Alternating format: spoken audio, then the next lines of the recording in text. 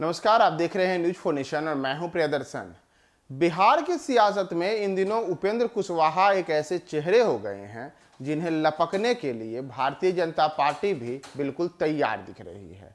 भाजपा के कई नेताओं के ऐसे बयान आए हैं जिसमें करीब करीब यह संकेत दिया जा चुका है कि अगर जदयू उपेंद्र कुशवाहा पर कार्रवाई करती है तो भारतीय जनता पार्टी उनका सहर्ष स्वागत करने के लिए तैयार है।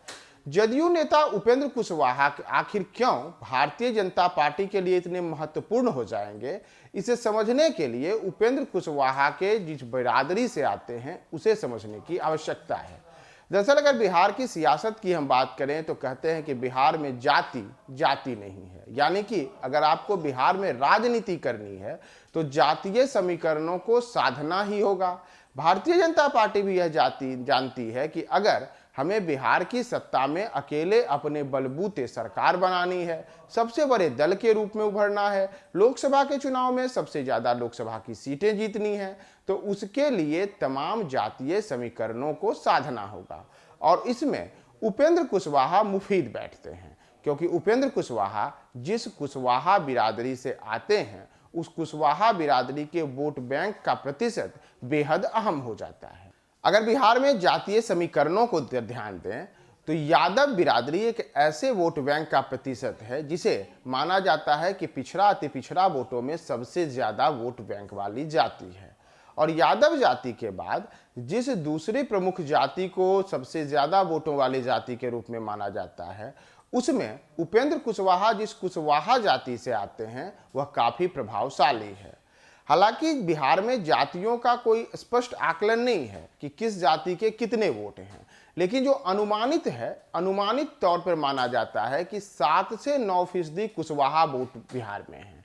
यानी कि बिहार में जो कुल वोटों की संख्या है उनमें कुल मतदाताओं की संख्या का 7 से 9% वोट बैंक कुशवाहा जाति के पास है।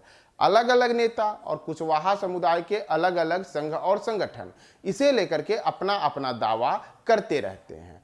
तो ऐसे में अगर उपेंद्र कुशवाहा की राजनीति को देखिएगा तो पिछली बार जब उनकी पार्टी आरएलएसपी थी और आरएलएसपी ने वर्ष 2020 के विधानसभा चुनाव में अपने बलबूते एक गठबंधन के तौर पर चुनाव में उम्मीदवार उतारे, तो उन दौरान उपेंद्र कुशवाहा की पार्टी ने जहां जहां से अपने उम्मीदवार उतारे तमाम जगहों पर उपेंद्र कुशवाहा के उम्मीदवारों को 5 से 25 हजार तक वोट आया। यानी कि किसी विधानसभा क्षेत्र में 5,000, कहीं 11,000, कहीं 17,000, कहीं 22,000, 25,000 तक वोट आया। ऐसे में यह दिखाता है कि उपेंद्र कुशवाहा का जो यह वोट आया था वर्ष 2020 में, उनकी पार्टी आरएलएसपी के उम्मीदवारों को आए इस वोट का मुख्य कारण यही था कि कुशवाहा वोट बैंक उपेंद्र कुशवाहा के साथ करीब करीब खड़ा था, जिसका नतीजा रहा कि उपेंद्र कुशवाहा के उम्मीदवारों को जीत भले ना मिली हो, लेकिन उन्होंने कई उम्मीदवारों को हराने में अहम भूमिका निभा दी। और यही वजह है कि अब भारतीय जनता पार्टी भी देख रही है कि आरएलएसपी के साथ जुड़ा हुआ जो यह 7 से 9% वोट बैंक है, अगर वह उपेंद्र कुशवाहा को अपनी पार्टी भाजपा में शामिल कर दे तो न केवल उपेंद्र कुशवाहा भाजपा में आएंगे, बल्कि इस वोट बैंक का एक बड़ा प्रतिशत भी उपेंद्र कुशवाहा के साथ साथ भाजपा की ओर शिफ्ट हो सकता है। चूंकि नीतीश कुमार की अगर राजनीति को देखिएगा तो वो लव कुश की राजनीति के लिए जाने जाते हैं। लव यानी कुर्मी, कुश यानी कुशवाहा। तो इस लव कुश समीकरण में दरार डालने के लिए भाजपा के पास सबसे बेहतरीन मौका अभी उपेंद्र कुशवाहा को अपने पाले में करना है। यही वजह है कि उपेंद्र कुशवाहा का सहर्ष स्वागत करने के लिए भारतीय जनता पार्टी के कई नेता परोक्ष तौर पर अपना बयान दे चुके हैं। उन्हें निमंत्रण दे चुके हैं कि अगर नीतीश कुमार आपके खिलाफ एक्शन लेते हैं तो आपके लिए हमारे द्वार खुले हैं, आप हमारे पास आइएगा। तो आपके साथ साथ वह 7 से 9% वोट बैंक भी हमारी ओर आएगा।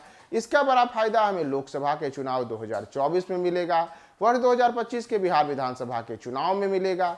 नतीजा रहेगा कि भाजपा जो बिहार में कमल अपने बलबूते खिलाना चाहती है, उस कमल को उर्वर करने के लिए, उसे बेहतर तरीके से सींचने के लिए उपेंद्र कुशवाहा का यह वोट बैंक बड़े स्तर पर भाजपा को काम देगा।